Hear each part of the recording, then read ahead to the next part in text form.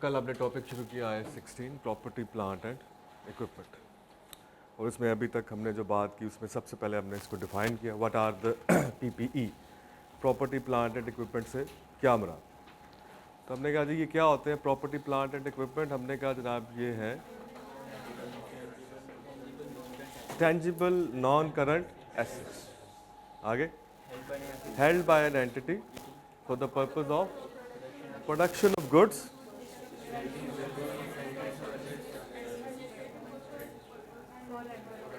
And for rental to others. ठीक हो गया जनाब, तो ये हमारे पास आ गया जनाब पीपीई। फिर इसके बाद हमने इसका रिकग्निशन क्राइटेरिया पे बात की। What is the recognition criteria? जी सर, रिकग्निशन क्राइटेरिया।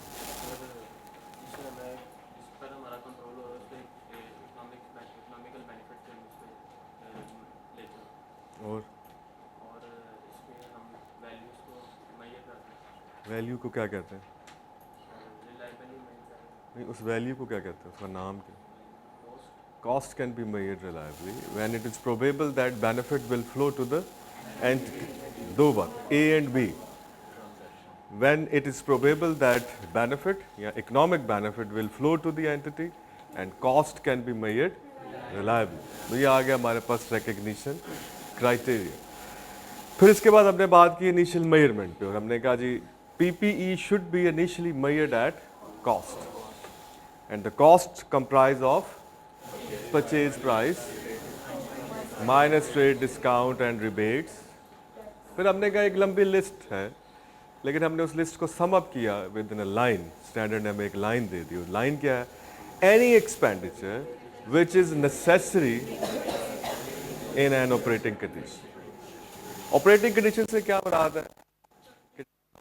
पॉइंट जहाँ पे वो एंटिटी को बेनिफिट देना शुरू कर, या वो पॉइंट जो कि मैनेजमेंट इंटेंड कर रही है कि इस पॉइंट पे आएगा तो फिर हम इसको इस्तेमाल करना शुरू कर देंगे। So that is operating condition. इसका मतलब अगर asset once asset is in operating condition और आपने उससे बेनिफिट लेना शुरू कर दिया, उसके बाद अगर उस पर कोई पैसे लगते हैं तो वो इनिशियल मेजरमेंट में नहीं आएंगे। इनिशियल मेजरमेंट की हेडिंग कब तक अप्लीकेबल है? From the purchase point up to the point of operation. जैसे ही वो ऑपरेटिंग कंडीशन में आ जाता है तब तक। उसके बाद अगर उस पर कोई खर्चा आ रहा है, कोई पैसे लग रहे हैं, तो वो उसकी कॉस्ट का कंपोनेंट या कॉस्ट का पार्ट नहीं है। वो क्या है वो भी हम बाद में बात करेंगे। ठीक हो गया? तो यहाँ तक हमारी कल बात रही। तो एक छोटी सी एग्जांपल आप लोग सॉल्व करके देखें, बड़ी सादा सी। कुछ लोगों को लगेगा यार ये क्या, यार ये तो वही पुरानी बातें हैं, लेकिन कोई बात नहीं, थोड़ी देर बर्दाश्त कर लें फिर नई बातें तो आनी हैं एट लास्ट। ले जनाब, ये बुक है, आप लोगों को पता चल गया होगा, राइस की बुक है। अभी इसका मेरे ख्याल में नया वर्जन अभी आएगा 15 तारीख को, तो तब तक आप मेरे साथ ही चलें। जब नया वर्जन आएगा फिर आप ले लीजिएगा, ठीक? जनाब एक छोटी सी एग्जांपल है। A new machine is purchased by the company and the relevant detail are as। लिखते जाए जनाब, लिस्ट प्राइस लिखे अपने पास। List price 800,000, list price 800,000, trade discount 10%, trade discount 10%, import duties 2,000, import duties 2,000, cost of site preparation 1,000, cost of site preparation 1,000, architect fee 1,000, site preparation, list price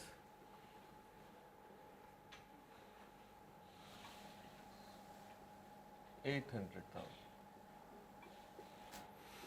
trade discount 10%, import duties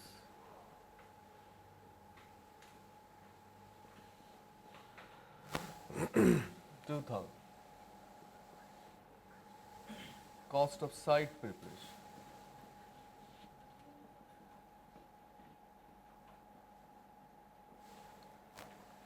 $1,000. Architect fee.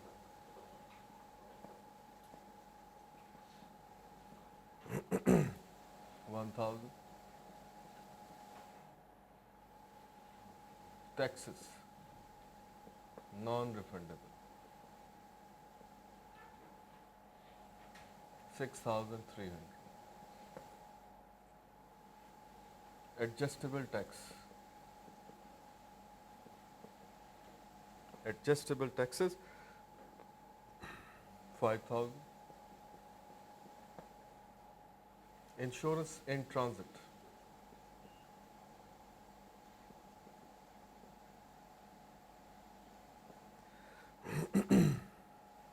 7,000.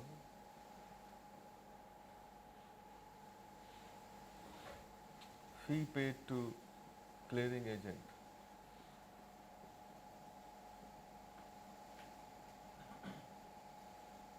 9,000. Octroi charges.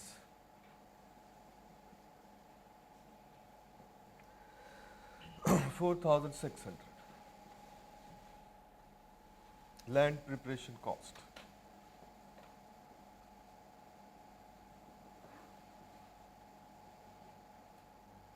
8,300. Installation cost.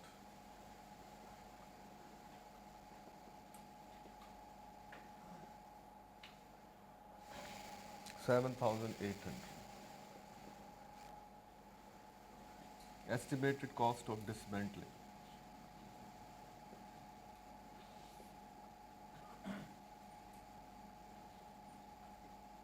Estimated cost of dismantling 5,000.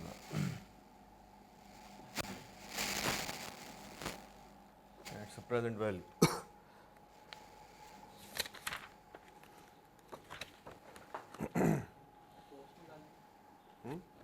नहीं अभी आगे भी. Next.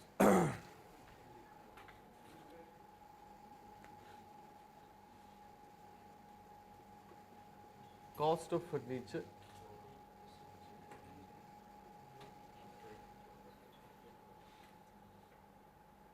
Broke down during handling.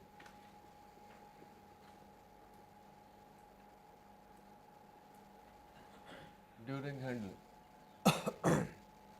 7,000. Insurance for the year. Insurance for the year 9,000. License fee for the year.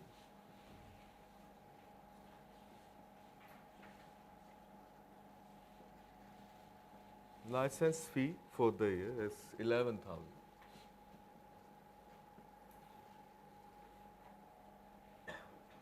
Initial operating losses.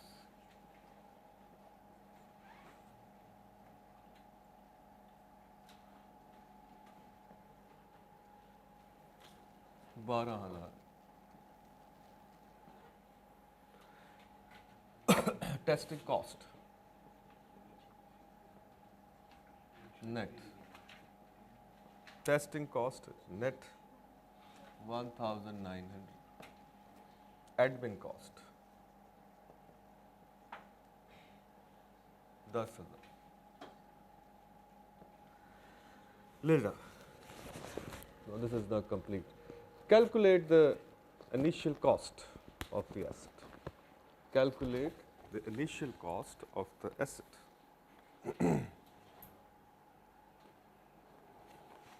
अब आपको कल हमने जो principal पढ़ा वो ये था कि जब हम पीपी को फर्स्ट टाइम मेजर करेंगे, उसकी जब हम कॉस्ट डिटरमिन करेंगे, ठीक, हमें कहा गया जनाब फर्स्ट टाइम जब आप पीपी को मेजर करें, उसकी अमाउंट कैलकुलेट करना चाह रहे हैं तो इट शुड बी कॉस्ट. और कॉस्ट के बारे में बताया गया जनाब it's a purchase price minus trade discounts minus rebates. Rebates भी डिस्काउंट ही एक आप अल्टरनेट कह सकते हैं. फिर हमें लिखा जाए plus any expenditure which is necessary to bring an asset in operating condition. अब ये एक कंप्लीट लिस्ट है, आपने इस लिस्ट पे वो प्रिंसिपल अप्लाई करना। बताया मुझे क्या आती है cost, calculate the initial cost.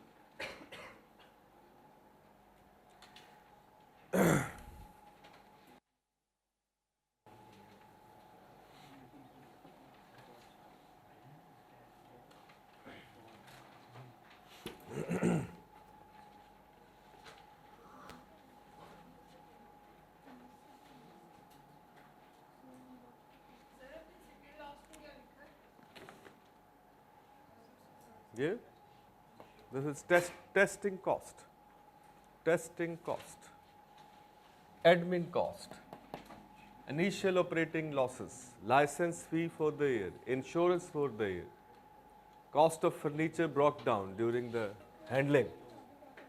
ठीक हो गया।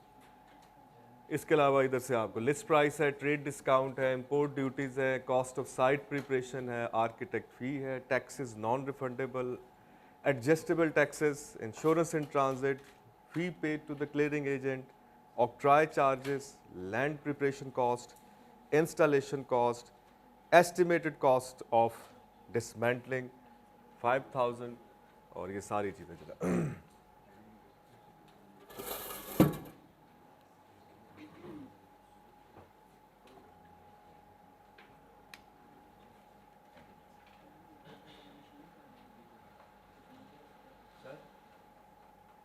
जी सर।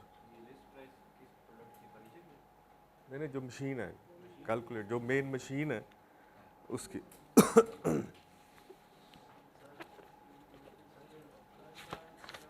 सॉरी ऑक्ट्राय चार्जेस होते हैं, चुंगी नहीं पे करते, शहर में एंटर होते हैं चीज़ें लेके ट्रक बड़ा सा, तो वो पेमेंट करनी पड़ती है आपको शहर के अंदर, उसको ऑक्ट्राय चार्जेस कहते हैं। देखा होगा आपने अक्सर, जब आप ट्रक लेके शहर में आते हैं तो वो रोक लेता है आपको, कहता है इधर कंडे पे ला जाओ, वेट करो इधर, ठीक है। ऑक्ट्राय चार्जेस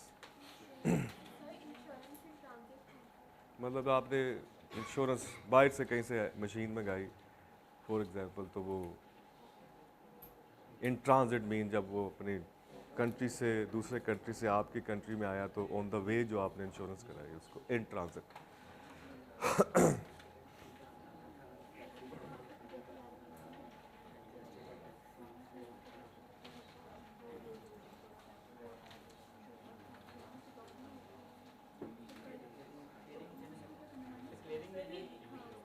क्लियरिंग एजेंट, आप जब एसेट इंपोर्ट करते हैं तो कस्टम से जब एसेट क्लियर कराया जाता है तो आप एक एजेंट हायर करते हैं, उसको जो आप फ़ी पे करेंगे दैट इज़ फ़ी पे टू द क्लियरिंग एजेंट।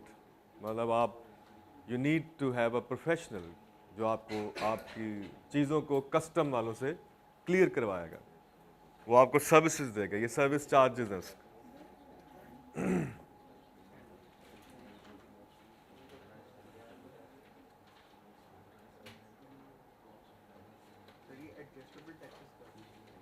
कल बताया नहीं था मैंने, याद नहीं आ रहा? मैंने बताया था ऐसे टैक्सेस जो आप ड्यूरिंग द ईयर पे कर रहे होते हैं, जैसे आप अपना इलेक्ट्रिसिटी का बिल अगर घर जाके देखेंगे तो उस पर इनकम टैक्स भी आ रहा होता है। याद आ गई बात? और जब आप फाइनल टैक्स रिटर्न फाइल कराएंगे साल के बाद एनुअल, उसमें जो आपकी टोटल टैक्स लाइबिलिटी बनेगी उसमें से आप उसको माइनस कर लेंगे।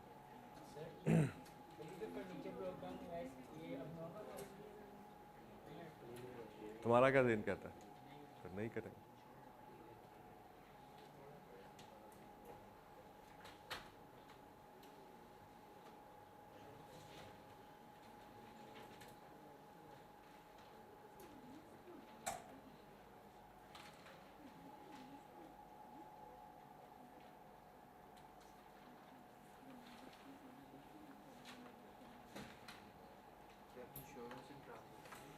इंश्योरेंस इन ट्रांजिट मीन आपने एसेट इंपोर्ट किया या किसी एक शहर से दूसरे शहर में आ रहा है, वट एवर, जो भी जिस तरह भी सोच लें। In transit mean on the way. अगर आप फॉर एग्जांपल मलेशिया से एक मशीन इंपोर्ट कर रहे हैं तो वो वहाँ से पोर्ट से कराची पोर्ट तक आएगी, तो on the sea there might be some issues के खत्म एक जहाज ही ना डूब जाए, तो आप इन ट्रांजिट इंश्योरेंस करा लेते हैं। तो this is from one destination to another destination, इन दो डेस्टिनेशन के दरमियान जो आपने इंश्योरेंस कराई है that is in transit.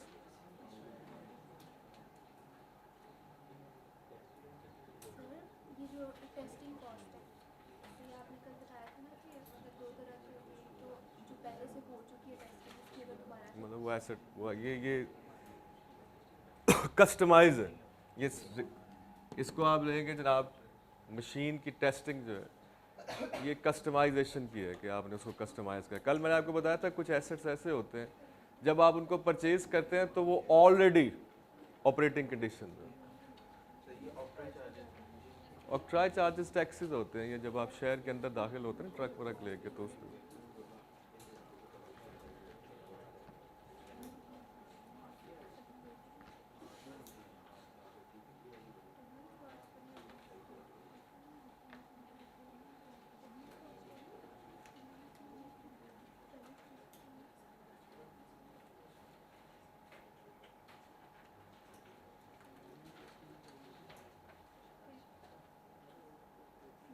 Sir वो क्या लिखा हुआ आपने फी पेड टू सॉरी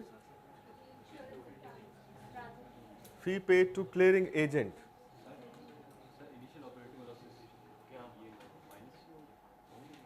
मतलब आपको लॉसेज हुए, आप एसेट को जब चलाना शुरू किया नहीं, मतलब उसकी टेस्टिंग के अलावा आप उसको जब इंस्टॉल कर रहे हैं, अभी वो ऑपरेशन नॉर्मल ऑपरेशन में नहीं आया तो उसके लॉसेज, अभी वो कमर्शियल प्रोडक्शन ही ना शुरू की उसने, जैसे टेस्टिंग है वैसे इनिशियल ऑपरेटिंग लॉस।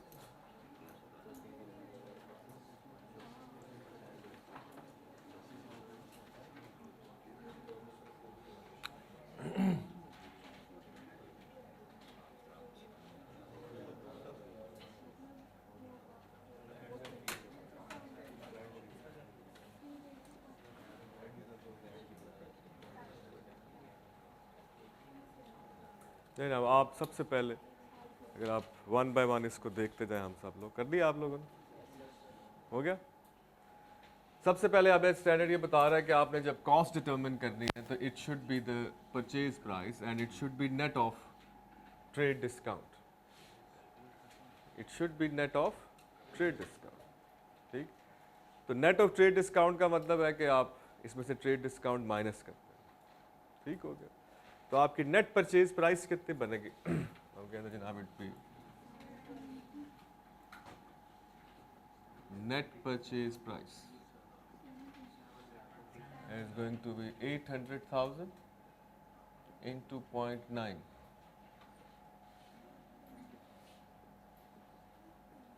$720,000। 0.9 मीन्स आपने 10% डिस्काउंट इसमें से माइनस कर, यानी कि 8 लाख का 90% ले लिया आपने, तो 10% डिस्काउंट उसमें से माइनस। सो सिंपली आप क्या करेंगे, ये आपने हैबिट डेवलप करनी है, ये पेपर में हमने ऐसे ही यूज़ करना है इसको। समझ आ गया मैंने ये क्या किया, 800,000 इंटू 0.9, इसका मतलब है कि 10% इसमें से निकल गया।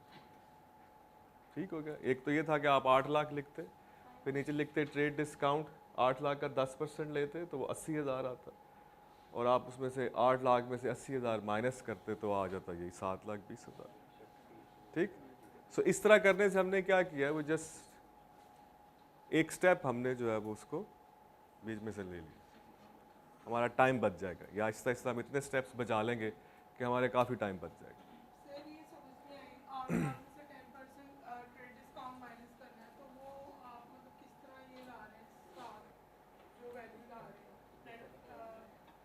8 लाख का 10% क्या होता है? तो 8 लाख में से 80,000 माइनस करें तो क्या आता है? तो कैलकुलेटर चाहिए इसके लिए। 8 लाख माइनस 80,000, 7,20,000 ही आएगा ना।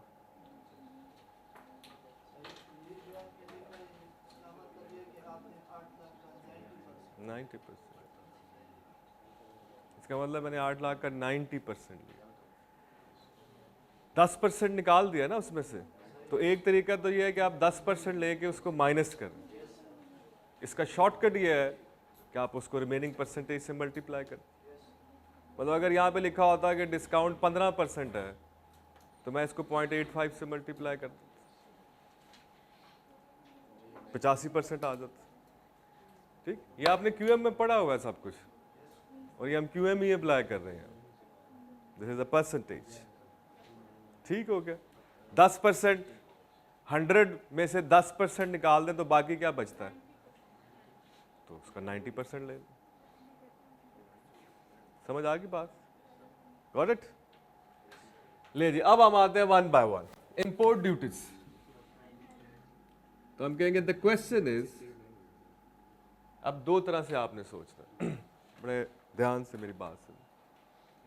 पहला प्रिंसिपल स्टैंडर्ड हमें ये दे रहा है कि देखना ये है कि क्या ये एक्सपेंडिचर नेसेसरी था to bring the asset in an operating condition.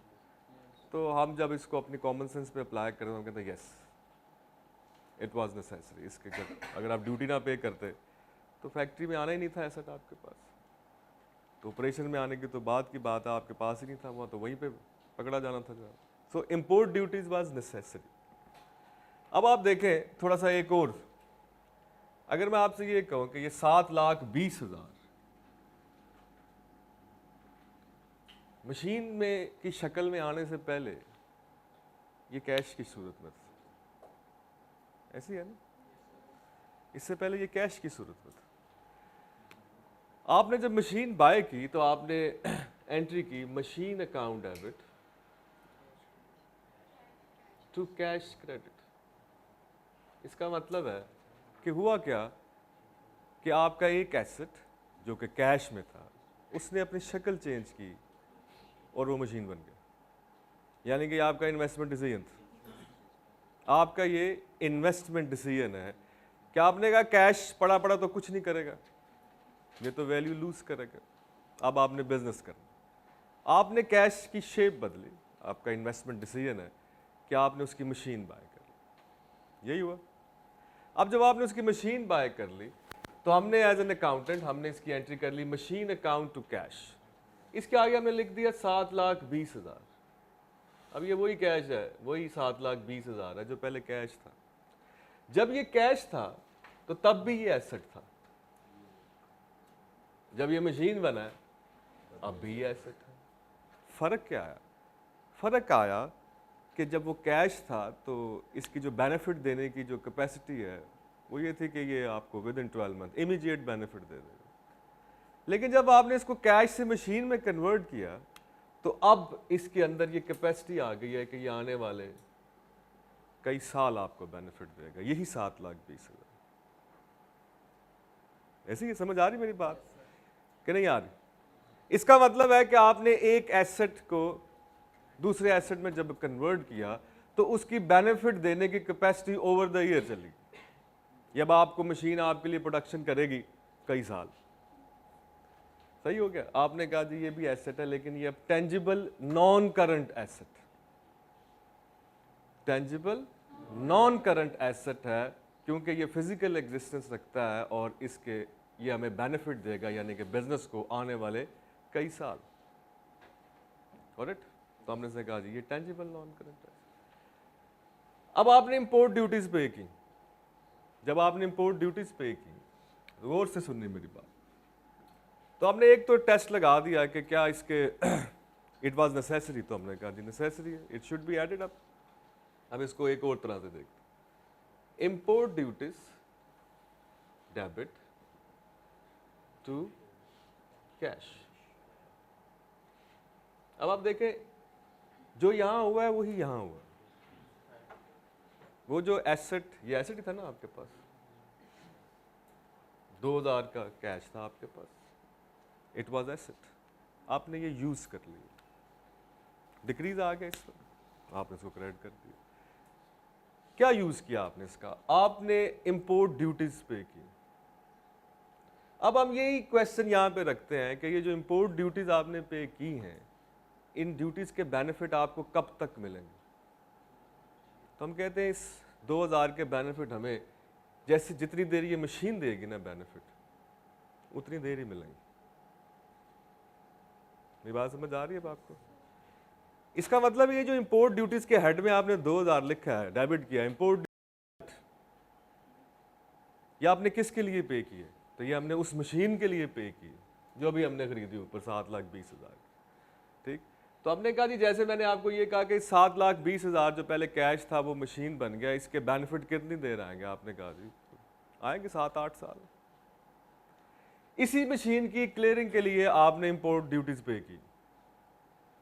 इसका मतलब ये जो 2000 आपने इंपोर्ट ड्यूटीज की मद में पे किया है, इसके बेनिफिट कितनी देर आएंगे?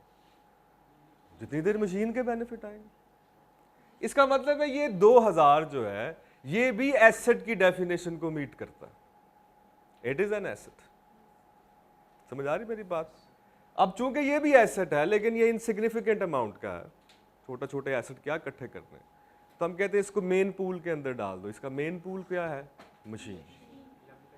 उस मशीन के अंदर डाल। मेरी बात समझ आ रही? अब जब आप उसको उस मशीन के अंदर हम कहते हैं जिसमें डाल दें तो हम एंट्री क्या कर देते हैं? चलो, इसका मतलब है ये भी उसी फैमिली का हिस्सा बन गया, मशीन टू इंपोर्ट ड्यूटी। इसका मतलब है इसकी भी करेक्टरिस्टिक वही थी जो इस मशीन की, तो हमने उसको क्या कर दिया? आपस में क्लब कर दिया, सम अप कर दिया। अब यही रूल स्टैंडर्ड जब बोल रहा है तो वो आसानी के लिए क्या बोलता है? Any expenditure which is necessary to bring an asset, कोई भी एक्सपेंडिचर जो एसेट को ऑपरेटिंग कंडीशन में लाने के लिए जरूरी है, उसको एसेट की कॉस्ट में जम कर दें, इंक्लूड कर दें। कॉन्सेप्ट समझ चल लगा पीछे से? This is in the background. अब आप देखें, आप किसी भी एक्सपेंस को अब इसी तराजू पे देखें तोल के, आपको बड़े आराम से समझ आ जाएगी बात। अब आप देखें कॉस्ट ऑफ साइट प्रिपरेशन, जहां पे आपने मशीन आके लगानी है, जिस जगह पे उसको आपने हमवार किया, जो भी किया, बट उसको इस काबिल किया कि मशीन वहां पे आके लगे, तो इसके बेनिफिट कितनी देर आएंगे? जितनी देर मशीन से बेनिफिट आएंगे। तो ये भी उसी के साथ पूल अप हो गई। आर्किटेक्ट फी, मुझे आपको आगे उसने बताया कि क्या डायमेंशंस होंगी, कैसे होगा, फला होगा, साइट जो आप बना रहे हैं ये कैसे बनेगी। तो इसको भी पैसे 1000 रुपये दिए, तो इस 1000 रुपये के बेनिफिट कितनी देर आएंगे? कितना आसान हो गया अब ये बात। ठीक, टैक्सेस ये नॉन रिफंडेबल, वापस नहीं मिलने। अब इसके बेनिफिट कितनी देर आएंगे? एडजस्टेबल टैक्सेस, तो ये तो कॉस्ट का हिस्सा ही ना हो, ये तो पैसे लगे ही नहीं आपके, ये तो आपको वापस मिल जाने। इसका मतलब ये तो कॉस्ट का हिस्सा नहीं बनेगा। देन इंश्योरेंस इन ट्रांजिट, इसके भी बेनिफिट उतनी देर ही आएंगे जितनी देर मशीन के आएंगे। Then fee pay to clearing agent, again same pool, वही characteristic. Then octroi charges, once again the same. Land preparation cost, ये एक ही बात है, site preparation and land preparation, again इसके भी बेनिफिट उतनी देर ही आएंगे। Installation cost, yes. Estimated cost of dismantling, ये कल मैंने आपको स्पेशली पढ़ाया, ये एक स्पेसिफिक हिस्सा है कि जनाब ये जो आपने ऑब्लिगेशन कमिट किया है इसके बेनिफिट भी आपको मशीन के साथ साथ ही आएंगे। Then cost of furniture broke down during handling, हम कहते हैं ये क्या है? हम कहते हैं जनाब ये हम मशीन को कर रहे थे तो हमारे पास जो फर्नीचर था वो टूट गया, इसको क्या कहते हैं? दीज आर कॉल्ड एज, अब आप ध्यान से, ये है लॉसेस। लॉसेस से फ्यूचर इकोनॉमिक बेनिफिट नहीं आ सकते। इसका मतलब है ये एसेट की डेफिनेशन को मीट ही नहीं करते। लॉस का मतलब क्या होता है? Benefit lost. इसका मतलब अगर आप ये कहें कि आपके पास आपने कोई कैश था 5,000 रुपये का, फॉर एग्जाम्पल, आपने उसका मोबाइल खरीदा, दुकान से लेके निकले ही थे कि मोबाइल को आग खींच के ले गया आपसे। अब आप क्या लिखेंगे उसको? वो 5,000 को मोबाइल ही लिखेंगे अपने पास, आप क्या लिखेंगे उसको? You will write it loss. तो लॉस क्या होता है? तो हम कहते हैं लॉस से रिलेटेड कोई फ्यूचर इकोनॉमिक बेनिफिट नहीं होता। कोई बेनिफिट आना है आपको सिवाय इसके कि आप पछताते रहें कि अगली दफ़ा दुकान से तो निकलना है जेब छुपा के निकलना, यही होगा ना, इसका लेसन यही होगा, हाथ में लहराते हुए बाहर नहीं आना। ठीक, सो that is the losses. Losses से फ्यूचर इकोनॉमिक बेनिफिट नहीं होते। जब किसी चीज से फ्यूचर इकोनॉमिक बेनिफिट ही आपको नहीं मिलने तो इसका मतलब है कि वो एसेट की जो बेसिक डेफिनेशन है उसको मीट ही नहीं करता। तो जब वो एसेट ही नहीं है तो फिर एसेट में क्लब कैसे करें उसको? वो सेम फैमिली तो ना हुई ना, मशीन तो एसेट है, इसका मतलब लॉसेस उसमें नहीं जा सकते। समझ आ गई बात? Then insurance for the year, अब इससे बेनिफिट आएंगे लेकिन सिर्फ 1 साल के लिए आएंगे। इसका मतलब ये सेम क्लब नहीं है, so it shouldn't be included. ये मशीन के क्लब का हिस्सा नहीं बनता, क्योंकि मशीन से तो कई साल बेनिफिट आए, वो नॉन करंट है। ये अगर है भी किसी पॉइंट पे तो ये करंट एसेट। समझ आ रही बात? Licence fee for the year same, ये भी नहीं जाएगा। Initial operating losses, once again the word loss, it's not going to be included. Losses से फ्यूचर इकोनॉमिक बेनिफिट नहीं मिलते। Testing cost, yes, and then admin cost, नहीं, ये क्यों नहीं होगी? क्योंकि ये नेसेसरी नहीं है, ये पहले से इनकर हो रही थी। इसका फायदा आपको सिर्फ ये है कि एडमिनिस्ट्रेशन हो रही है, जो लोग एडमिनिस्ट्रेशन में इन्वॉल्व है बिजनेस के, उनको आप पेमेंट कर रहे हैं, इसके भी कोई future economic benefits over the years नहीं। So it's not same club. अब आप इसको एड अप करें, जो जो आपको, जैसे मैंने आपको समझाया, समझ आ गया कॉन्सेप्ट? ठीक, तो अब आप इसको बताएं कितनी कॉस्ट आएगी। 7,7,900।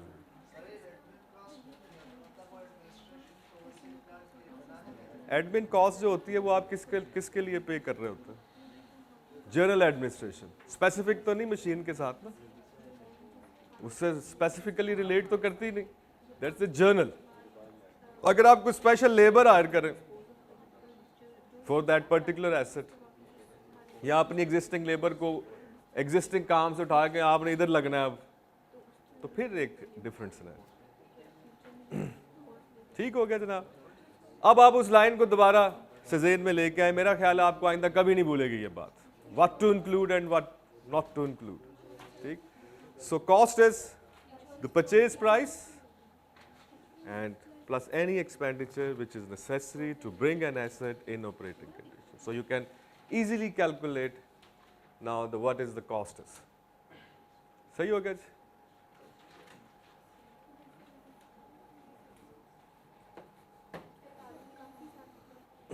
अब यहाँ पे जितनी मर्जी लंबी लिस्ट बना लें, उसका बेंचमार्क यही है जो मैंने आपको अभी सिखा दी। समझ आ रही? यहाँ पे जितने मर्जी लंबे चौड़ी लिस्ट बना लें, उनके जो मर्जी नाम रख लें, आप उसकी नेचर पे जाएंगे, उसके नेचर पे जाएंगे कि ये जो पर्टिकुलर हेड हमें बताया जा रहा है, इससे जो हमें फ्यूचर इकोनॉमिक बेनिफिट, पहला सवाल, मिलेंगे कि नहीं मिलेंगे? If the answer is yes, इसका मतलब एसेट की डेफिनेशन तो मीट कर गया। सेकंड, कितनी देर के लिए मिलेंगे? करंट है या नॉन करंट? तो अगर नॉन करंट है तो क्लब का हिस्सा बन जाएगा, अगर नहीं है तो उसको आप एक्सक्लूड कर सकते। That is the two things. आप बताएं, चल भी अभी वैसे मैं बता के गया हूं, आप दोबारा बताएं। हाँ जी,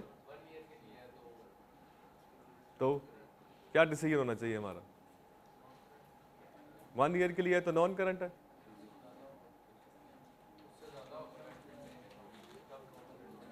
अभी आपको यहां पे जो लिखा है इससे क्या लग रहा है? इज इट अ करंट और नॉन करंट? करंट। और जिस मशीन की आप कॉस्ट डिटरमिन कर रहे हैं वो कौन सा एसेट है? तो क्या ख्याल, आपको इसको शामिल करना चाहिए? फैसला हो गया जनाब, नहीं करना चाहिए।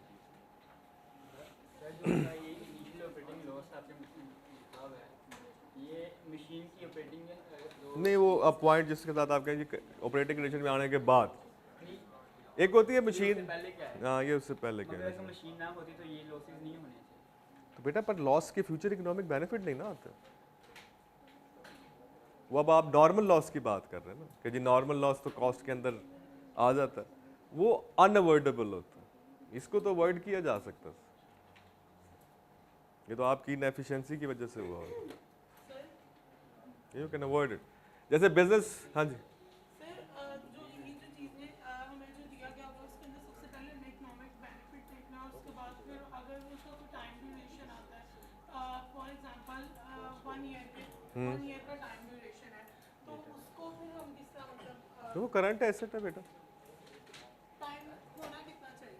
किसके लिए? जैसे लिखा हुआ ना यहाँ पे, मतलब आप हमें टाइम की बात कर रहे थे फॉर 1 ईयर या फिर more than 1 year. More than 1 year. देखिए आप, हमने ये बात की है कि अगर आप कोई एक्सपेंडिचर करते हैं और उससे एसोसिएटेड फ्यूचर इकोनॉमिक बेनिफिट जो है वो हैं, तो इसका मतलब आपने एक एसेट तश्कील दी है।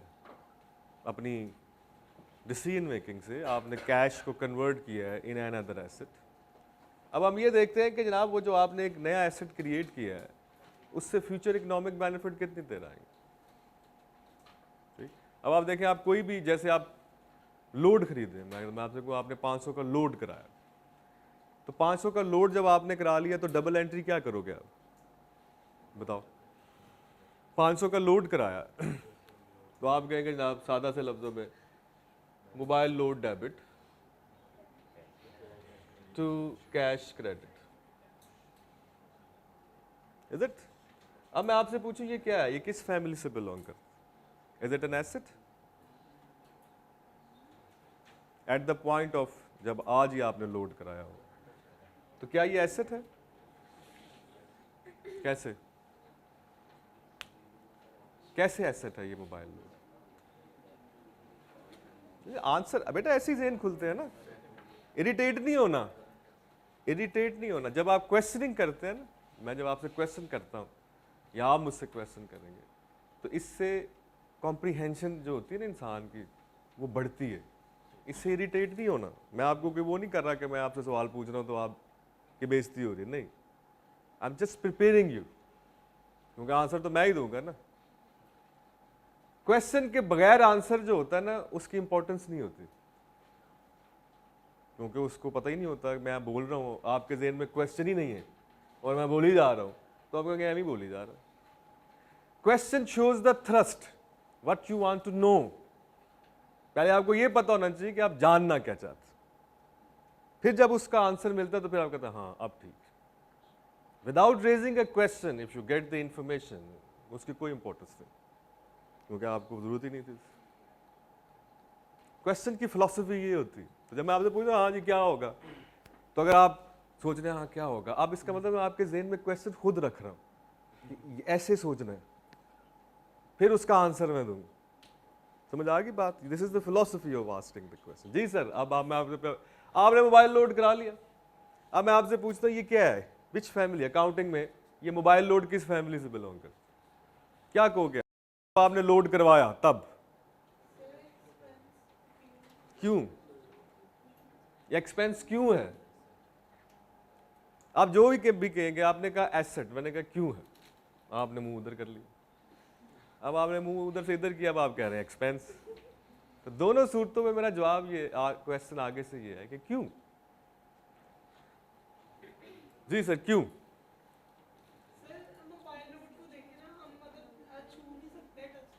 बस यहीं पे पहुंचना था मैंने, this is where I want to reach. ये है कंफ्यूजन ज़हन के अंदर, this is the wrong number, you know, ये है रॉन्ग नंबर। अब इसके ज़हन में यही है कि ऐसी चीज जिसको हम टच कर सकें, छू सकें, वही एसेट होती है। ये तो कहीं एग्जिस्ट ही नहीं कर रहा, ये मसला है ना। यहां पे एक सारी जिंदगी गलत फंसा रहेगा, ये ऐसा तो है ही नहीं। आप मुझे बताएं, जैसे मैंने कहा जी इंपोर्ट ड्यूटीज, मैंने कहा ये एसेट है, is it touchable? Not touchable, कोई फिजिकल एग्जिस्टेंस नहीं है इसकी। मुझे ये बताएं, ये सारी चीजें जो मैंने यहां पे लिखी हैं, इसमें से कौन सी चीज है जो टचेबल? मशीन के अलावा, यहाँ कैश है, ये मशीन, इसके अलावा और क्या है? इसका मतलब है ये जो आपका जेन में बेंच मार्क है, पहले तो इसको डिलीट करके बाहर निकाल दें, ये नहीं है, ठीक, इसको खत्म करें, ये आपको हमेशा कंफ्यूज करता रहेगा। एसेट क्या है? हम कह रहे हैं ऐसा resource, so the resource can be tangible, it can be intangible। पहली बात, एक ऐसा रिसोर्स जिससे आपको फ्यूचर में बेनिफिट मिले, दैट इज एन एसेट। अब यहां पे कोई ऐसी बात नहीं है कि it has to be tangible, ये तो बाई लाइन ही नहीं बोल रहे, ठीक हो गया। अब आपने जब मोबाइल लोड करवाया है तो हम ये कहेंगे एट द टाइम ऑफ, आपने जैसे ही लोड कराया आपका कैश कम हुआ, एसेट कम हुआ और दूसरा एसेट इंक्रीज हो गया, that is a mobile load. अब ये एसेट है, इसके बेनिफिट अभी आपको मिलने हैं, कितनी देर मिलेंगे? ठीक, 1 साल होता है? नहीं यार, महीने का होता है। कितने का होता है? महीने का नहीं होता। 500 रुपए का कार्ड वो महीने का होता है। लेकिन वो कंजम्पशन जो है वो, मतलब आप इसको 1 साल कर लें या महीना कर लें या 1 हफ्ता कर लें, at the point of load ये एसेट ही है, चाहे आप इसकी ड्यूरेशन जी सर। सिंपली आप ये कहना चाह रहे हैं कि इससे फ्यूचर इकोनॉमिक बेनिफिट, मतलब हमें बेनिफिट मिल रहा है ना, तो हम कॉल्स वगैरह कर सकते हैं। हाँ बिल्कुल, तो इसका मतलब है you will enjoy the benefit in the future इस मोबाइल लोड करवाने से। ये राइट है ना आपका। जैसे ही आपने 500 रुपया लोड किया तो बेसिकली मोबाइल कंपनी ने आपको राइट दे दिया, now you can call, this is the price of the right for 1 month, for example for 1 year, that you can call, that you can send SMS, receive SMS, you can receive the calls, और internet data आप जी भर के use करें। ठीक, सो ये सारे right आपको दे दिए उन्होंने। ठीक हो गया, तो उस राइट की कीमत है जिसका नाम है मोबाइल लोड। ठीक हो गया। अब आप जैसे जैसे मैंने आपको एक्सपेंस पहले दिन दिखवाया था, लेकिन आपने मेरी बात गौर से नहीं सुनी। मैंने आपको कहा था एक्सपेंस क्या होता है, तो हमने कहा था जब रिसोर्सेज बेनिफिट्स कंज्यूम हो जाए। याद है आपको ये लाइन? तो हमने ये नहीं था कहा कि एक्सपेंस, उस वक्त मैंने खास तौर पे ये बात समझाई थी कि नॉर्मली जो अकाउंटेंट लोग नहीं है उनका ख्याल ये होता है कि जैसे ही पेमेंट कर दी जाए तो एक्सपेंस हो जाता है। सो इट्स नॉट एन एक्सपेंस। ठीक, एक्सपेंस उस वक्त होगा जब आप, जैसे फॉर एग्जांपल ये मोबाइल है, इसको जैसे जैसे आप कंज्यूम करते जाएंगे वैसे वैसे ये एक्सपेंस होता है। Got it? इसको हम कहते हैं एक्सपेंस कब होता है? जब हम उसको कंज्यूम करते हैं। ठीक हो गया। अब अकाउंटिंग में होता ही है कि अब मैंने आपको बताया कि फाइनेंशियल स्टेटमेंट जो बनती हैं वो एक पर्टिकुलर टाइम पीरियड के लिए बनते हैं नॉर्मल। ठीक, अब अगर आप देखें तो आपने देखा होगा, हम कहते हैं जी सैलरीज पे की, तो आप कहते हैं क्या एंट्री है, तो हम कहते हैं सैलरीज टू कैश। अब सैलरीज आप एरियर्स में पे करते हैं, एरियर्स में पे करते हैं।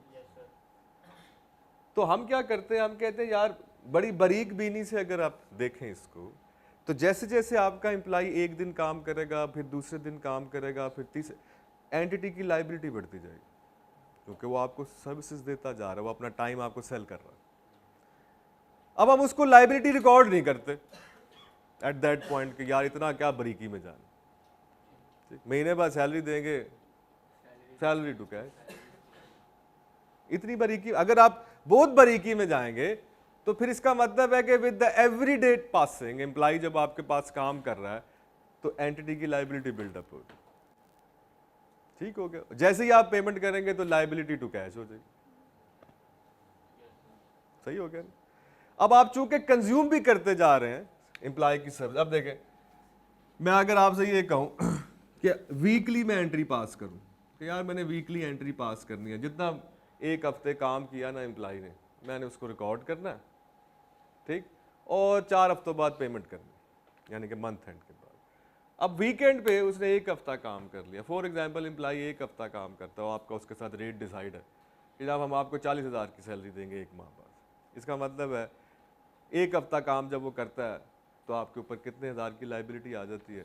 10,000। इसका मतलब आपने 10,000 की मालियत की सर्विसेज कंज्यूम भी कर ली हैं और वो आपने चूंकि पेमेंट नहीं की, आपके ऊपर क्या आ गई है? लाइबिलिटी। मैं एक बात करूं, जो मर्जी रख लेना, वेजिज ही रख लें, हम नाम पे नहीं जा रहे। मैं आपको एक मैकेनिक समझाना चाह रहा हूँ, एक मैकेनिज्म अकाउंटिंग के अंदर समझाना चाह रहा हूँ। ठीक, अब आप क्या करोगे? आप कहोगे जनाब वेजेस कर लो या सैलरीज कर लो, वट एवर। ठीक, तो हम दोनों ही कर लेते हैं, सैलरीज एंड वेजेस। इसको मैं कर दूंगा डेबिट। क्यों? क्योंकि मैंने एम्प्लॉय की सर्विसेज कंज्यूम कर ली, तो ये एक्सपेंस। और चूंकि मैंने पे नहीं की,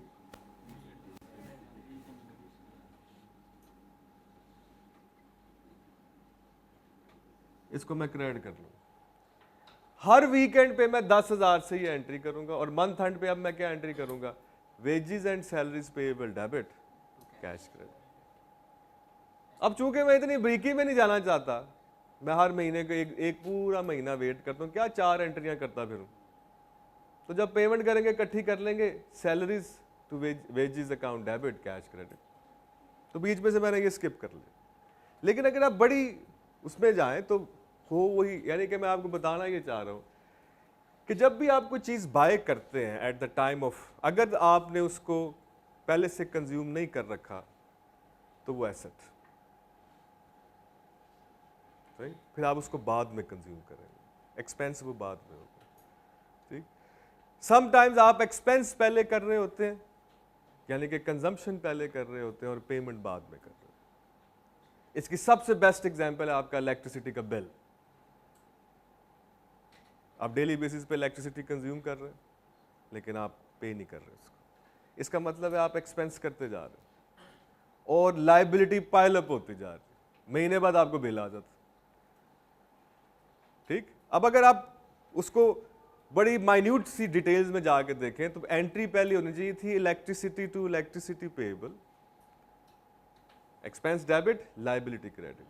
फिर जब आप पेमेंट करते तो एंट्री होनी चाहिए थी electricity payable debit cash credit. लेकिन हम कहते हैं इतनी बारीकी में जाने की जरूरत है ही नहीं, बिल आएगा पेमेंट करेंगे एंट्री कर देंगे इलेक्ट्रिसिटी टू कैश। ये बात समझ आ रही? तो पैटर्न क्या होता है कि एसेट, फिर जब वो कंज्यूम होता है तो वो एक्सपेंस बनता है, और अगर एक्सपेंस हो रहा हो और आप उसको पेमेंट ना कर रहे हो, इसका मतलब फिर लाइबिलिटी माउंट अप हो, दो ही बातें होती हैं, ठीक। तो हमारे पास आ गया जनाब back to the main rule, और हम बात ये कर रहे हैं कि जनाब initial measurement means purchase price plus any expenditure which is necessary to bring an asset in, और मेरा ख्याल अब आपको ये बात कभी नहीं भूलेगी। जी सर।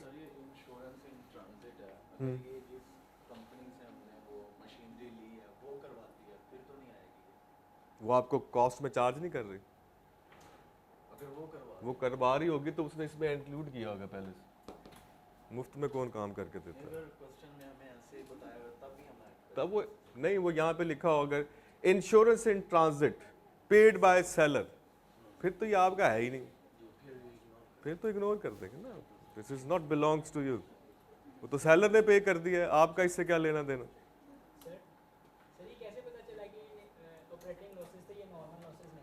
मतलब मैंने यहाँ पे इसको सिर्फ इसलिए लिखा है कि आपने ये याद रखना है, अगर आप जब भी हम देखेंगे ना कि लॉसेज है तो उसको हम नॉर्मली लेते हैं कि ये कैपिटलाइज नहीं हो सकता, यानी कि ये एसेट नहीं बनेगा अनटिल अनलेस कि उसके साथ एक्सेप्शनली ये लिख दिया जाए कि ये अनअवॉइडेबल, ठीक।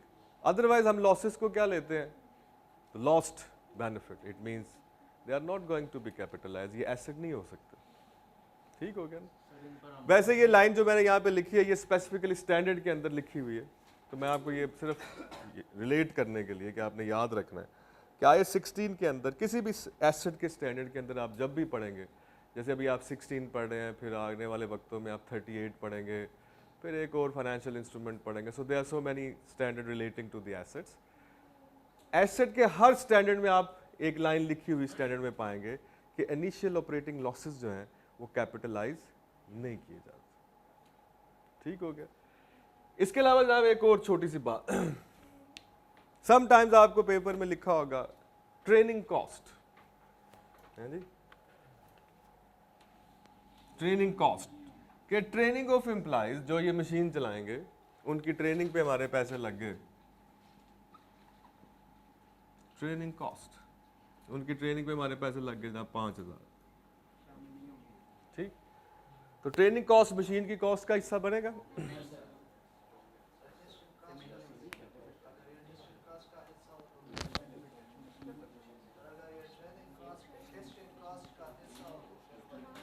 किसका हिस्सा हो?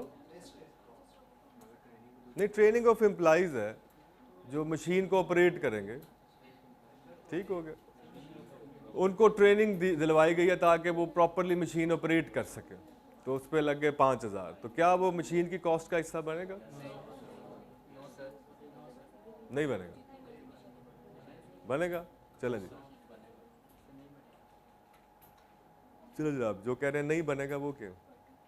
सर क्योंकि ये मशीन है वो पहले ऑपरेटिंग अब हमारे पास ये हमारी गलती है कि हमारे पास कोई एफिशिएंट एम्प्लॉय नहीं है, मगर मशीन का उससे कोई ताल्लुक नहीं है। मशीन अपनी ऑपरेटिंग कंडीशन के अंदर है। मशीन अपनी ऑपरेटिंग कंडीशन के अंदर है, आपके पास स्किल नहीं है। इसका मतलब है you are not investing in the machine, you are investing in your employees so they become able to operate the machine. That is the difference. समझ आ गई बात? दोनों का पर्पस डिफरेंट है ना। अगर आप एम्प्लॉय की ट्रेनिंग कर रहे हैं तो इसका मतलब आपके पास जो एम्प्लॉय या लेबर फोर्स है उनकी कैपेसिटी को इन्हांस किया जा रहा है ताकि वो इस तरह की सोफिस्टिकेटेड मशीन चला सके। मशीन तो ऑलरेडी ऑपरेटिंग कंडीशन में, इसका मतलब है ये तो मशीन से रिलेट ही नहीं करता। ठीक हो गया पहली बात, ये मशीन के अंदर कैपिटलाइज नहीं होगा। अब दूसरा सवाल, क्या ट्रेनिंग कॉस्ट जो है ये एसेट है अपार्ट फ्रॉम द मशीन? कि पहला सवाल का जवाब आ गया कि जनाब ये मशीन का हिस्सा नहीं बनेगा। बिल्कुल ठीक हो गया, नंबर 1। सेकंड, क्या ट्रेनिंग कॉस्ट इटसेल्फ अपने आप में एसेट की डेफिनेशन को मीट करती है? जी सर, यस सर, नो कर रही। जी सर, क्यों नहीं कर रही? अगर वो छोड़ के चला गया। जी sir, anyone else?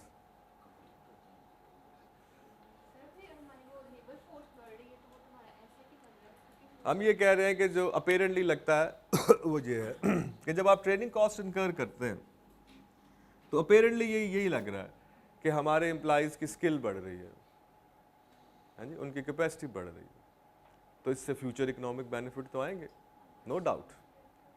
But there is another question, the other question is do we have a control on them? ओए होए, दैट इज द पॉइंट है। एम्प्लॉयमेंट के एग्रीमेंट कर लें, लेकिन आपको पता है कि ये जो एग्रीमेंट होते हैं जिसमें आप एम्प्लॉय की इंडिपेंडेंस को रिस्ट्रिक्ट करते हैं वो कंट्री के कॉन्स्टिट्यूशन के अगेंस्ट होता है। आप किसी की इंडिपेंडेंस जो है उसको ख़त्म नहीं कर सकते। So any such kind of contract जिसमें आप किसी को रिस्ट्रिक्ट कर रहे हो विद द 2 एक्सेप्शंस, अगर उसके पास कोई ट्रेड सीक्रेट्स हैं वो एक अलग बात, लेकिन जनरली आप किसी की इंडिपेंडेंस को रिस्ट्रिक्ट नहीं कर सकते। सो अगर आपने ये क्लॉज लिखी भी हो कॉन्ट्रैक्ट में तो वो वॉइड होती, कोर्ट में वो उसको अपहेल्ड नहीं किया जाता। सर कुछ वक्त के लिए तो कर सकते हैं, 5 साल 2 साल। नहीं, वो आप देखें ना, अगर आप आई कैब की बात करें, आप अपने आप के दिन में अपना आ रहा होगा, तो that is an exception to the rule. आप क्वालिफिकेशन में आपने उसको अंडरटेक किया, वो उसके लिए ज़रूरी है, उसको इस कॉन्टेक्स्ट में दे, जैसे आर्मी में, ठीक हो गया ना। तो ये सूरत हाल डिफरेंट हो जाती है। लेकिन एक जर्नल एप्लीकेशन जो होती है वो ये होती है कि आप किसी की इंडिपेंडेंस जो है उसको ख़त्म नहीं कर सकते, उसका कॉन्स्टिट्यूशनल राइट है, ठीक हो गया ना। So we don't have, generally we don't have control. और वैसे भी अगर आप उस पर कंट्रोल ले भी आए, लेट्स सपोज, आप उसके बिहेवियर को कंट्रोल नहीं कर सकते। अगर आप उसके साथ ज़बरदस्ती करोगे, ऐ पे आ जाए काम, लो मैं ही बैठा करा लो, नहीं ना जान दे रहे मैंने, ये पे आज इनएफिशिएंसी आ जाएगी, वो करेगा ही नहीं। कैसे करेंगे उसको manage? So humans, the most difficult thing to manage, one of the most difficult thing, ठीक। तो कंट्रोल नहीं है हमारा इसके ऊपर। तो हमने अकाउंटिंग स्टैंडर्ड में एसेट की डेफिनेशन में एक बड़ी इंपॉर्टेंट बात क्या पढ़ी कल, वो था कंट्रोल। तो ट्रेनिंग कॉस्ट क्यों नहीं एसेट हो सकती? Because we don't have control, ठीक हो गया। जैसे इसने कहा, सादा से लफ्ज़ में इसने कहा एम्प्लॉय छोड़ के चला जाएगा, बिल्कुल ऐसे, it means we don't have control on that. सही हो गया। इस चीज़ से इनकार नहीं कर रहे हम कि बेनिफिट बढ़ेंगे, बिल्कुल बढ़ेंगे, लेकिन चूंकि कंट्रोल नहीं है इसलिए हम कहेंगे कि ये रिकग्निशन क्राइटेरिया को मीट नहीं कर रहा। सो वी आर नॉट, ठीक हो गया जनाब। अब जैसे इसने बोल दिया एक्सपेंस में आएगी, ये भी एक बात आपने याद रखनी। अगर एक चीज़ एसेट के क्राइटेरिया को मीट नहीं ना करती तो फिर वो एक्सपेंस, सादा सी बात, ठीक हो गया। देन इट इज, हमारे पास तीसरा कोई ऑप्शन ही नहीं, we don't have third option. आपने कोई बिल पे किया, जैसे आपने कहा जी हमने इंपोर्ट ड्यूटी पे की, अब हम कहते हैं ये एसेट नहीं है, एंट्री तो यही की ना, इंपोर्ट ड्यूटीज टू कैश, अब मैं कहता हूँ ये जो इंपोर्ट ड्यूटी आपने पे की है ये एसेट नहीं है, तो फिर दूसरा सवाल पूछना अकाउंटेंट के लिए हराम है। ठीक है भाईजान, एसेट नहीं है तो फिर ये expense, there is no third option. समझ आ गई बात? ठीक, तो ये हमारे पास था, इन डिटेल हम डिस्कस करना चाह रहे थे विद एग्जांपल के इनिशियल मेजरमेंट का रूल आई होपफुली अब आपको याद रहेगा। It's a purchase price plus any expenditure which is necessary to bring an asset in operating condition. और कल मैंने आपको बताया था डिटेल में कि जो फ्यूचर डिसमेंटलिंग कॉस्ट है it should be capitalise and measured at its present. याद है ना ये बात? ये भी आपने बात याद रखी। तो ये था जी हमारे पास इनिशियल मेजरमेंट का रूल की एप्लीकेशन। अब हम इसको लेके चलते हैं थोड़ा सा आगे। जी सर।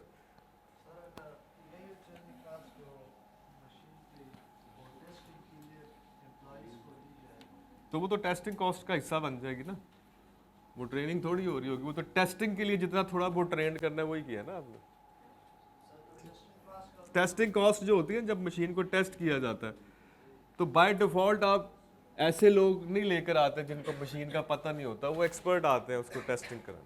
कस्टमाइजेशन की होती है ना आपने, तो आप अनाड़ी को तो नहीं दे देंगे कि यार टेस्ट कर, उसको क्या पता क्या टेस्ट करना। There must be some professionals जो मशीन को अच्छी तरह जानते हो।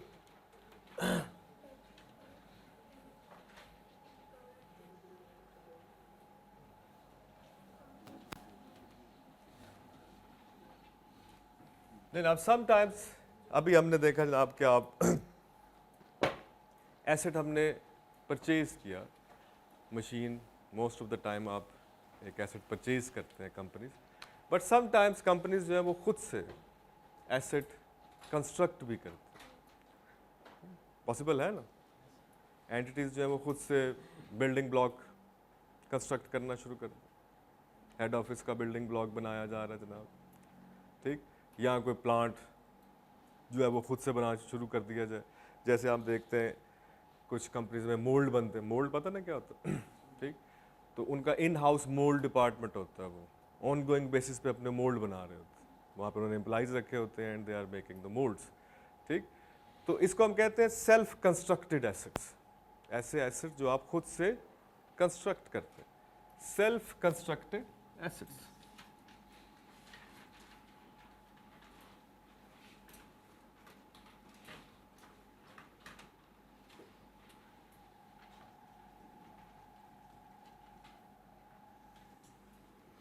सेल्फ कंस्ट्रक्टेड एसेट मतलब ऐसे एसेट जो एंटिटी खुद से कंस्ट्रक्ट करे, that is called as self constructed assets. एक छोटी सी एग्जांपल लिख रहे हैं।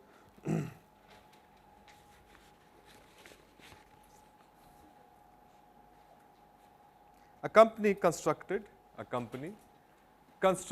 its own. A company constructed its own specifically designed bulldozer. A company constructed its own specifically designed bulldozer. BULLDOZER, bulldozer.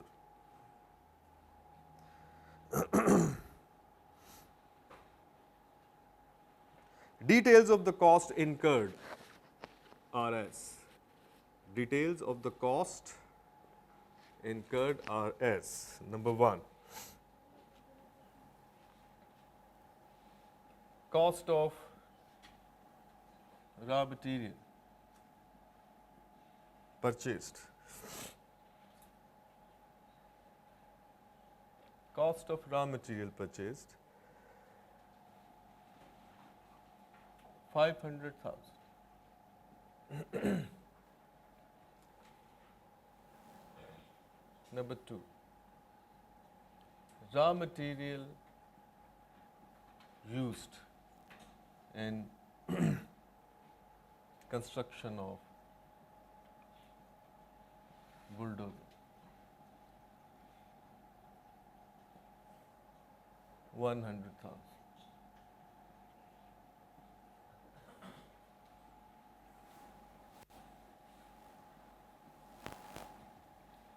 overhead cost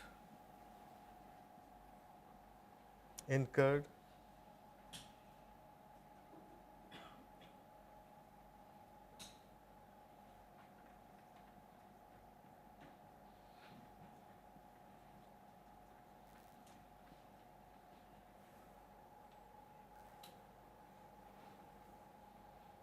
$40,000.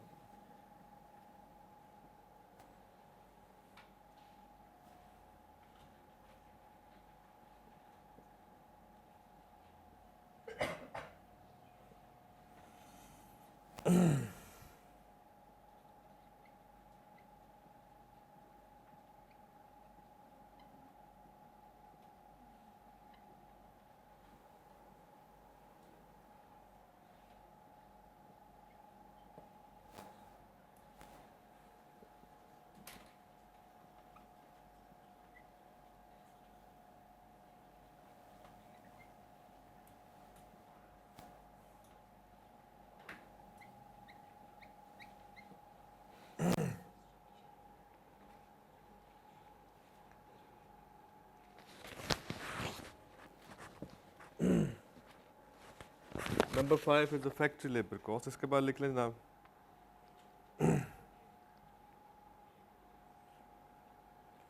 इसके बाद एक छोटी सी लाइन लिख लें कौन सा factory labour cost test to ensure road bulldozer is safe overhead cost incurred on construction of bulldozer क्या हुआ तो वो समझ नहीं आया।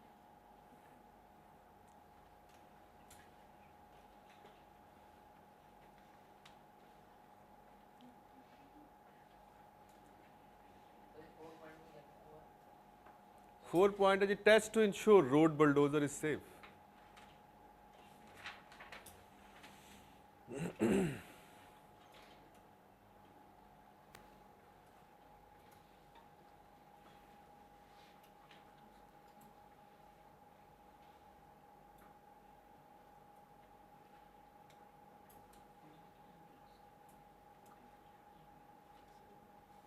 हो गया जी लिख लिया इसके पीछे एक लाइन लिखे 80% of the factory labour cost 80% of the factory labor cost incurred on the construction of roads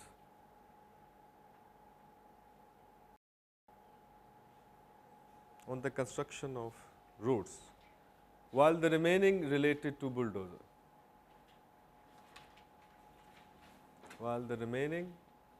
relating to bulldozer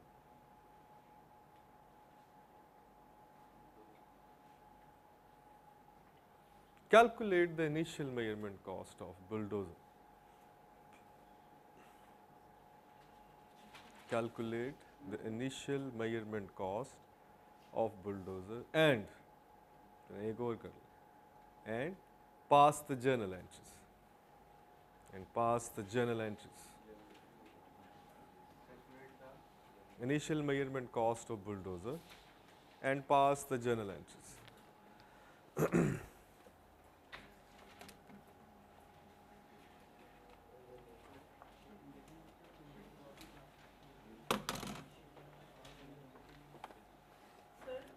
ji sir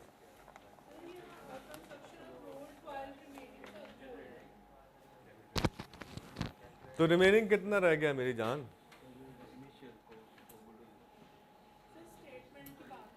हाँ कहता है ये जो फैक्ट्री लेबर है ये 80% तो रोड कंस्ट्रक्शन से रिलेट करती है जिसमें जो बाकी बचा है वो बुलडोजर से रिलेट करती यही कह रहा है ना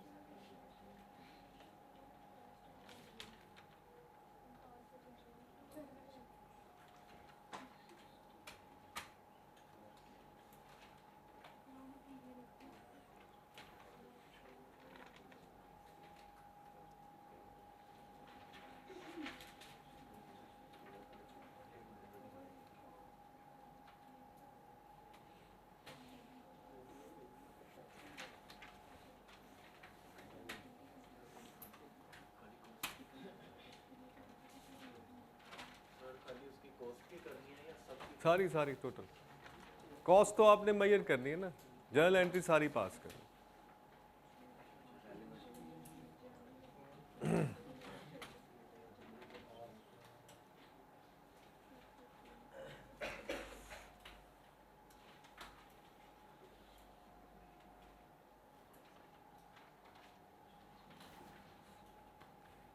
ओवरहेड्स क्या होती हैं? यही कोई मेन मटेरियल के अलावा जो छोटी मोटी चीज़ें यूज़ होती, पेच हो गए, स्क्रू हो गए, प्लास्टिक लेदर लग गया इसके ऊपर इस तरह के। और जैसे ये टेबल है ना, मेन मटेरियल इसका क्या है, ये लकड़ी लोहा, इसके अलावा इसमें ग्लू भी लगी है, फिर और भी लटरन पटरन, उसको ओवरहेड्स कहते हैं, स्क्रू वगैरह। ओवरहेड कॉस्ट दो तरह के होते हैं। ये अभी आप कॉस्ट अकाउंटिंग किसने लोगों ने रखी हुई है, उसमें आ जाएगा काफ़ी डिटेल में ओवरहेड्स, चैप्टर आएगा पूरा। शुरू कर दिया उन्होंने ओवरहेड्स हैं, स्कैन से उधर पढ़ानी शुरू कर दी उन्होंने।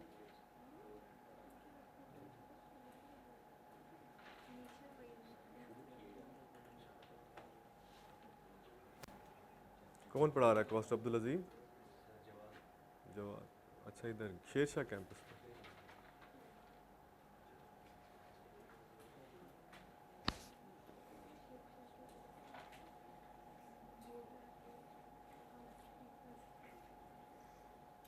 एक्सक्लूसिवली फॉर मैन है शेरशाह कैंपस जो है, एक्सक्लूसिवली फॉर मैन।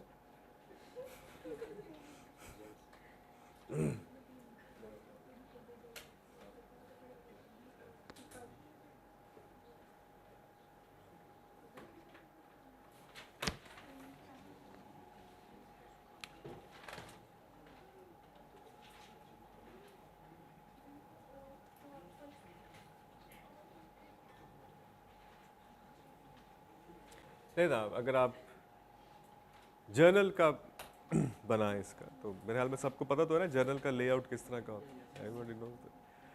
तो सबसे पहले आप क्या हुआ जी, रॉ मटेरियल आपने परचेज किया, so you are going to pass an entry raw material account debit to cash या पेएबल। सही हो गया? वी हैव नो आइडिया कि whether it was on cash और ऑन क्रेडिट, तो आप दोनों ही लिख सकते हैं, टू कैश ऑब्लिक पेएबल। ठीक हो गया? So it's 500,000।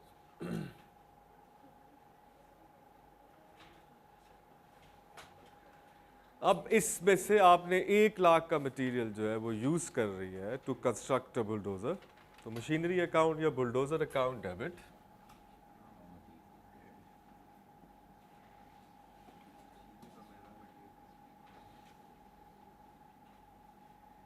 to material, raw material credit.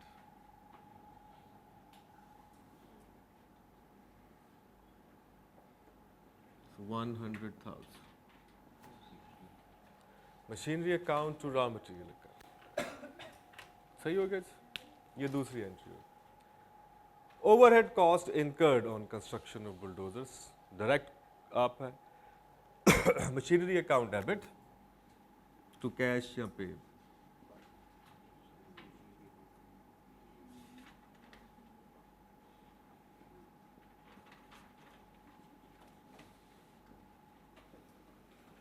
It's 40,000।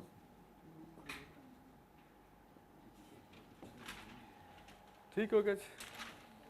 उसके बाद वो आपको बता रहा है जनाब के 20,000 आपकी टेस्टिंग कॉस्ट भी आ गई इसके ऊपर। तो bulldozer debit cash account credit, again same, इसका मतलब यहीं पे लिख दूं, एक ही entry, bulldozer debit cash credit या पेएबल क्रेडिट। फिर आ गया आपके factory labour, salaries, wages and salaries what ever,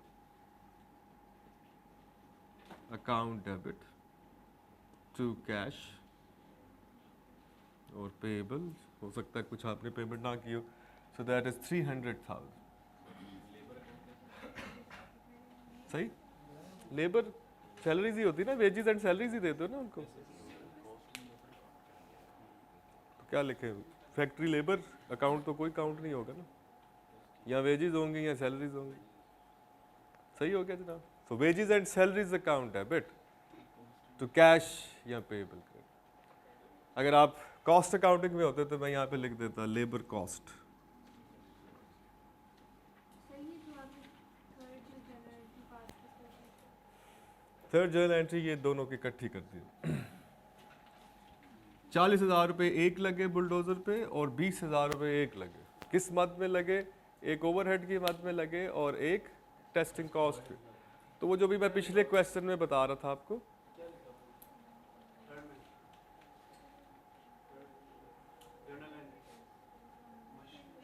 machinery account debit to cash या पेएबल।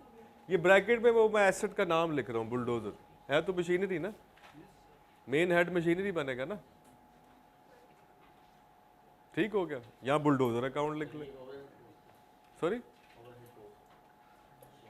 ओवरहेड कॉस्ट मैं अभी बता रहा था आपको कि अभी आप कॉस्ट अकाउंटिंग पढ़ेंगे तो उसमें पूरा चैप्टर पढ़ेंगे, लेकिन अभी आप इसका अंदाज़ा ऐसे लगा लें कि जैसे ही आप जिस टेबल पे बैठे हैं, इसकी अगर मैं आपसे कहूँ कॉस्ट क्या आएगी, तो आप इसके कंपोनेंट ऑफ कॉस्ट, मेन जो मटेरियल इसमें यूज़ हो रहा है वो वुड है, लोहा है और कुछ क्लोथ है और फोम है। ये मटेरियल की डायरेक्ट मटेरियल। अब इसमें और भी मटेरियल यूज़ हो रहे होंगे, ग्लू यूज़ हो रहा होगा, स्क्रू यूज़ हो रहे होंगे, और भी छोटे मोटी चीज़ें लग रही होंगी। ये जो छोटी मोटी चीज़ें हैं ये ओवरहेड्स, ओवरहेड। ठीक हो गया, प्रोडक्शन ओवरहेड। तो यहाँ पर ओवरहेड से मुराद एक तो मेन मटेरियल आपने यूज़ कर लिया ये, इसके अलावा कुछ और भी छोटे मोटे काम। ठीक हो गया, तो वो उसको हम क्या कह रहे हैं? ओवरहेड्स कह रहे हैं। सही हो गया। तो ओवरहेड कॉस्ट और टेस्टिंग कॉस्ट दोनों स्पेसिफिकली बुलडोजर पे। इसका मतलब है अगर आप इनको अलग-अलग एंट्री करते तो आप लिखते overhead debit, testing cost debit to cash credit. फिर चूंकि ये सेम क्लब के थे तो आप क्या करते? बुलडोजर डेबिट, उनको क्रेडिट कर देते। तो हम डायरेक्ट एंट्री क्या कर सकते हैं? Machinery to cash. ठीक हो गया। चलो, इनको अलग-अलग करने से इनके मतलब नेम्स जो हमने लिखे हैं वो चेंज हो जाते हैं, इसीलिए आपने क्या करते हैं सेम क्राइटेरिया की एंट्री है, तो इसीलिए आपने इकट्ठी कर। सही हो गया ना? पेपर में हमने ऐसे जितने मौके होंगे वो ज़ाया नहीं करने और इसी तरह इस्तेमाल करने, क्योंकि हमारे पास इतना टाइम नहीं होता एग्ज़ाम में कि हम जो है वो, तो हमें जहाँ पे नज़र आएगा कि we can skip the things, we should skip the things. जी सर। हाँ जी, वो अभी जा रहे हैं उसकी तरफ, अभी तो आ रहे हैं ना उसकी तरफ। ले जनाब, फैक्ट्री लेबर कॉस्ट आपने लिख ली जनाब, ये एंट्री होगी wages and salaries to cash या पेएबल। अब इसके बाद मैंने आपको एक लाइन लिखवाई कि 80% तो रोड कंस्ट्रक्शन पे है, इसका मतलब 20% बुलडोजर से रिलेट करते हैं। ठीक हो गया। तो रोड कंस्ट्रक्शन ये कंपनी का खर्चे बच्चे में है। ठीक हो गया ना? रूटीन सैलरीज पे कर रहे हैं, लेबर है इनकी, लेकिन उसमें से स्पेसिफिकली जो एसेट कंस्ट्रक्ट करने पे लगी वो कितनी है? वो 3 लाख का 20%, 60,000। तो हम क्या एंट्री कर देंगे जनाब? Machinery account debit to wages and salaries. कितने से?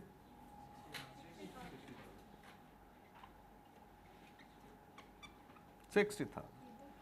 अब ये हो गया जनरल एंट्रीज। अब इसमें इनिशियल मेजरमेंट खुद ब खुद आ गई है हमारे पास। क्या आ गई इनिशियल मेजरमेंट? 1 लाख से ऐसे डेबिट हुआ, plus 40,000 plus 20,000 means plus 60,000 plus, इसका मतलब है बुलडोजर जो है वो 2,20,000 का initial measurement. 220,000 is the initial measurement of the machinery, the bulldozer. तो जैसे ही आपने जनरल एंट्रीज की हैं ये खुद ब खुद हो जाती है। मतलब अगर कहीं पर बुलडोजर मशीनरी क्रेडिट होता तो मैं उसको यहाँ पे माइनस कर लेता, यहाँ पे भी डेबिट डेबिट डेबिट प्लस, सारे प्लस हो गए। अगर कहीं जनरल एंट्री में समवेयर मशीनरी अकाउंट को मैंने क्रेडिट किया होता तो उस फिगर को मैं क्या कर देता? माइनस कर देता। ठीक हो गया चलो। तो ये आ गया हमारे पास इनिशियल मेजरमेंट 2,20,000।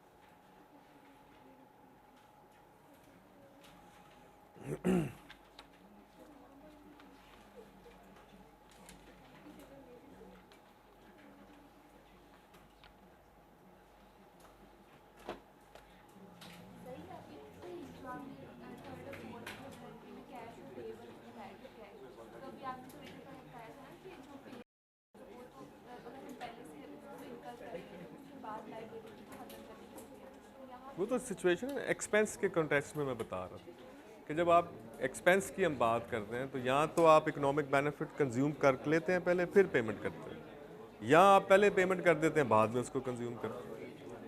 यानी कि एक सिचुएशन ये है जैसे आप बिजली का बिल है, पहले एक्सपेंस करते हो फिर उसकी पेमेंट करते हो। मोबाइल लोड जो है पहले आप पेमेंट करते हैं फिर उसको कंज्यूम करते हैं। तो ये दो डिफरेंट सिनेरियोज हैं। एट द टाइम वो बाइंग तो एसेट हुआ ना, फिर जैसे जैसे आप उसको यूज़ करते जाएंगे वो एक्सपेंस होता जाएगा। सही हो गया ना। आप एंट्री क्या कर रहे हैं, आप कह रहे हैं मोबाइल लोड टू कैश। अब जैसे जैसे आप उसको कंज्यूम करते जाओगे आप लिखोगे mobile load expense account debit to mobile load asset credit. और जो सर महीने के दरमियान में हमने जनरेट के बात करें हाँ, तो आप उसको हाफ कर लेंगे। अगर आपने एक महीने का 500 का पे किया है, इसका मतलब है मिड ईयर में, मिड ऑफ द मंथ में आपने हाफ एक्सपेंस कर लिया, हाफ अभी रहता है, तो हाफ से एक्सपेंस 250 एक्सपेंस हो जाए। उन दोनों को हम मर्ज भी कर सकते हैं। नहीं, एक्सपेंस और एसेट तो मर्ज नहीं ना होंगे। एक्सपेंस तो प्रॉफिट एंड लॉस में जाने, एसेट बैलेंस शीट में जाने, एसओएफ पे मतलब ये अलग अलग अलग।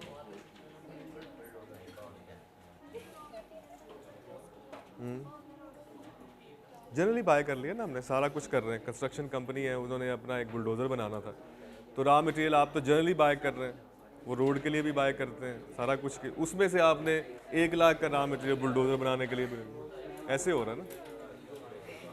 ले जनाब, और कोई सवाल किसी ने पूछना है? एनीथिंग?